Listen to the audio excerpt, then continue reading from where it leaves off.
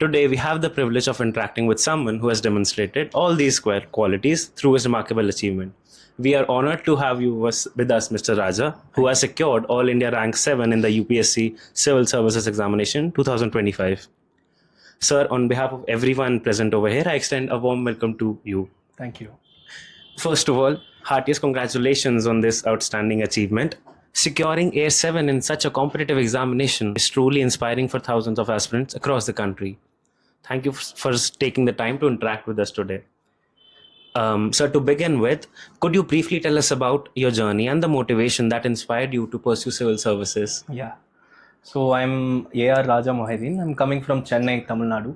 I graduated from Government Kadalur Medical College. I'm a MBBS doctor. So I graduated in 2022, and since then I've been preparing for the civil services. Thank you for sharing that. It's always inspiring to hear about those personal achievements. UPSC preparation is often described as a long and demanding process. Could you share some of your major challenges you faced during your preparation and how you managed to overcome that? The major challenges I would personally say is the first one is the length of the journey, which is quite a long and hard journey it is. So we face a lot of obstacles in the sense that the exam has 3 stages. So even if we fail in another stage, we have to wait for another year to write the exam again. So in my first 2 attempts, I failed in the first stage of prelims. So I had to give the exam another year and another year. So it was going a bit long. So that was the major obstacle that I faced. Apart from that, if you look at the syllabus of UPSC or any other preparation wise, I was not facing much difficulties. That's very insightful. I believe many aspirants will relate to those experiences. Yes. Civil services examination has 3 stages: prelims, mains, and interview. Could you walk us through your preparation strategy for all those stages? So all the 3 stages that was mentioned, prelims, mains, and interview, require different strategies essentially. Prelims is basically a stage which you just need to crack to get in to write the actual exam, which is the mains exam, which will decide your final rank. So if you look at the prelims exam, for that particularly, you have to be well aware of the PYQs that are being asked. So when we are getting to know the PYQs that are being asked by the UPSC, you will be well aware of what kind of questions or what areas they're focusing on. So we have to do that for prelims, and we have to practice a lot of mock tests so that you get into the mindset of solving an entire 100 question MCQ paper within 2 hours. So this is for prelims. Mains is a journey of answer writing, and a lot of answer writing is done. We have to write a total of 4 GS papers and 2 optional papers and 1 essay paper. So it is a very quite a long journey of writing papers. So for this, people who are not having prior practice of writing full-length tests or writing a lot, they should practice on this.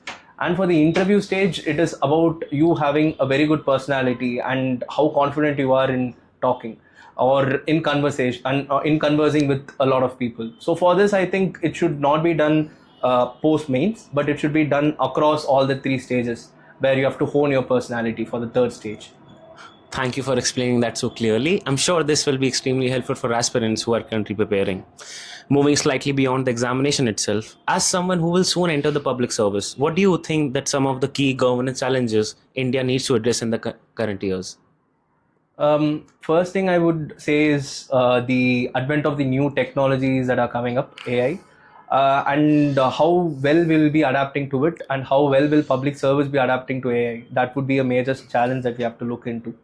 And since I'm a doctor, I've looked a lot into the health sector, where I found that there are discrepancies seen across the country when compared to some states. Other states are doing better.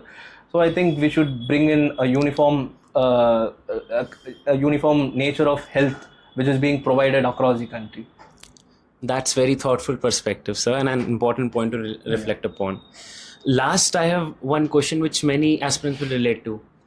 As an undergrad student, many think of civil services. What do you suggest that they should keep UPSC as an option to, like first they should secure results or a job or something, like as a backup, or they should keep UPSC as option 1 and just keep struggling for the same? It varies from person to person, in my opinion.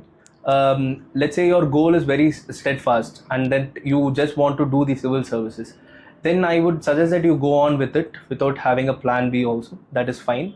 But let's say you are someone who has been in the preparation for a long time and you're not getting success, then you should obviously be having a plan B so that you have a comfortable cushion to fall back on.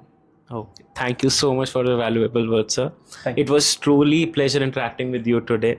Your journey, insights, and experiences are extremely motivating, and we are certain that they will inspire many young aspirants. Thank you. We once again congratulate you on securing AIR-07 Civil Service Examination, and we wish you the best for your future journey in public service and nation building. Thank you so much. Thank you so much for joining us today. Thank you.